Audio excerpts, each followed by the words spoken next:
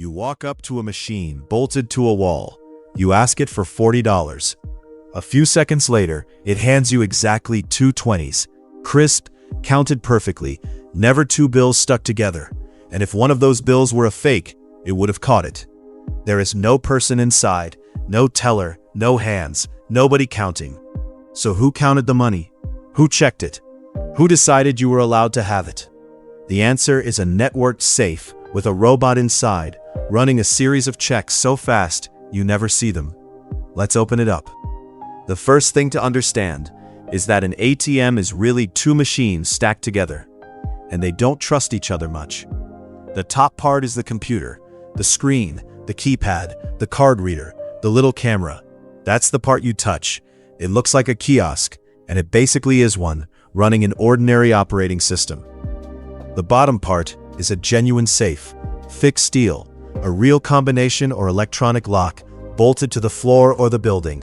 Inside that safe is the cash and the machine that moves it. The two halves talk to each other, but the money never lives in the part you can reach. So when you picture an ATM, don't picture a vending machine.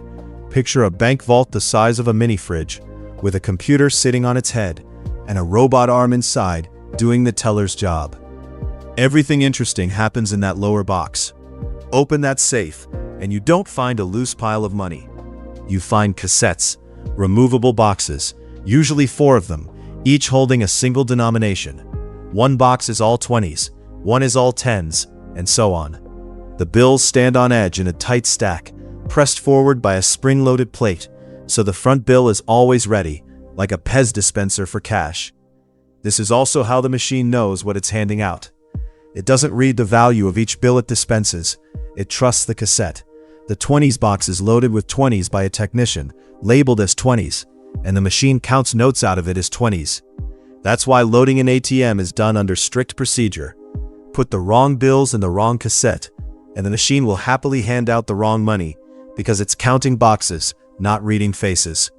When you ask for $40, the computer does the math, decides 2 notes from the 20s cassette, and sends that order down into the safe. Here's the hardest trick in the whole machine, and it sounds trivial until you try it. Pick up exactly 1 bill. Not 2, not a bill and a half. 1.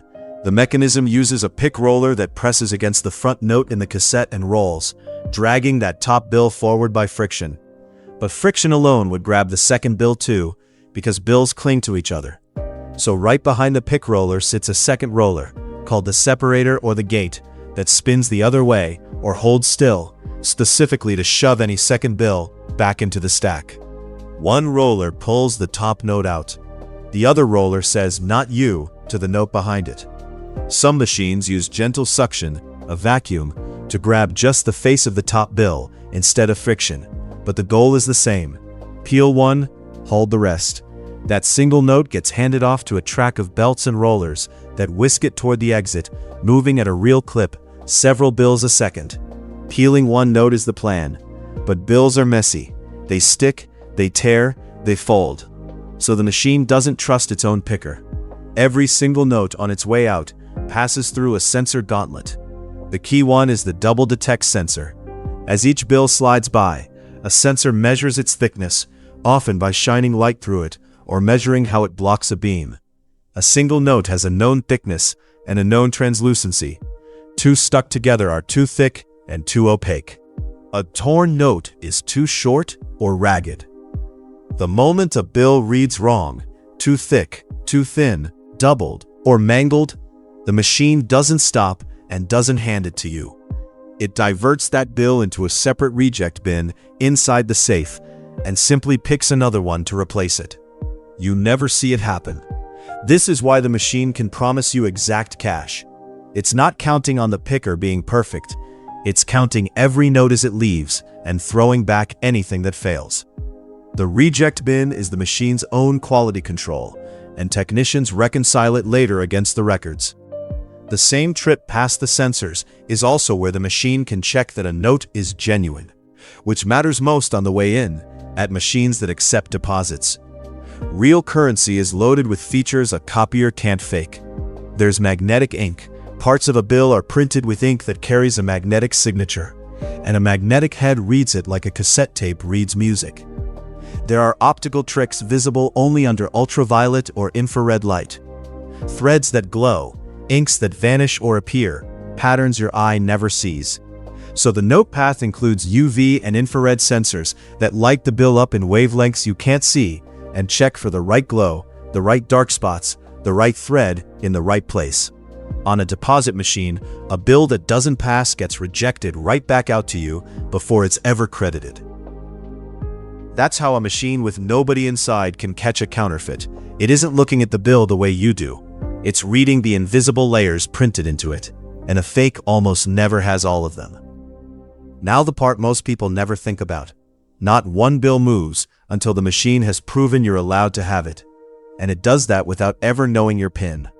When you insert your card, the machine reads the chip, a tiny secure computer baked into the plastic that's far harder to clone than the old magnetic stripe. Then you type your PIN, and here's the key. That keypad is not an ordinary keyboard. It's an encrypting PIN pad, a sealed, tamper-protected unit that scrambles your PIN into ciphertext the instant you type it. The ATM's own computer never sees your real PIN. It couldn't hand it over, even if it were hacked. Then the machine phones home. It sends an encrypted message across the banking network, all the way to your bank, that says in effect, this card, this account, this scrambled PIN wants $40. Is that a yes? Your bank checks the PIN, checks your balance, checks for fraud, and sends back a single authorization. Only when that yes comes back does the computer up top finally tell the safe down below, dispense 220s. The check clears first, the cash moves second. Always in that order. Every one of these steps gets written down.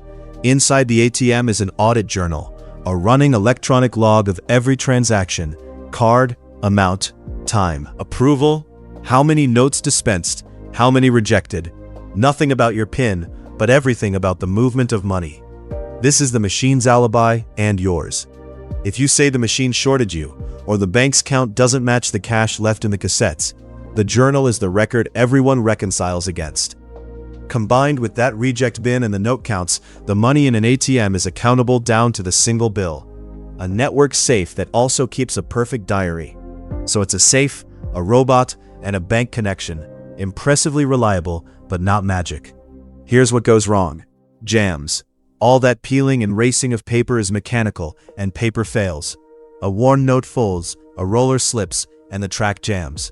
Good machines detect it and retract, but a jam can leave a transaction half done, which is why banks reconcile the journal against the actual cash. If a machine loses connection, times out, or suspects trouble mid-transaction, it can pull your card inside and keep it, on purpose, so a card isn't left dangling in a public slot. Annoying, but it's a safety feature. Skimmers. This is the one to actually care about. Criminals attach a fake card reader over the real slot to copy your card, and a hidden pinhole camera or a fake overlay on the keypad to capture your PIN.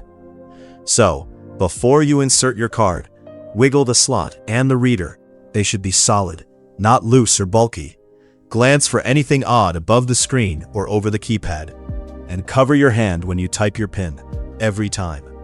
That one habit alone beats the camera, because remember, the machine encrypts your PIN, so the only place left to steal it is over your shoulder. And the mundane one, it runs out of cash. The cassettes are finite. On a busy weekend, the 20s box empties, and the smartest safe in the world can't hand you what it doesn't have. Let's kill the two big myths. Myth 1. There's cash just sitting loose in there for the taking. There isn't. The money lives in a real steel safe, in labeled cassettes, counted note by note, logged in a journal, and it won't release a single bill until a bank on the other end of an encrypted line says yes. Myth 2. The machine is smart enough to know a real bill by looking at it, like you do. It doesn't look like you do at all. It measures thickness, reads magnetic ink, and checks for glow under light you can't see, then throws back anything that fails into a reject bin. It's not judgment. It's a stack of dumb, ruthless checks that happen to add up to something that feels like judgment. That's the whole machine.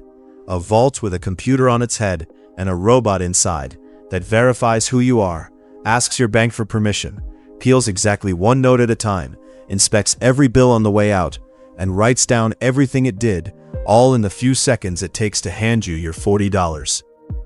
Subscribe to Whambox for more How Does It Actually Work explainers.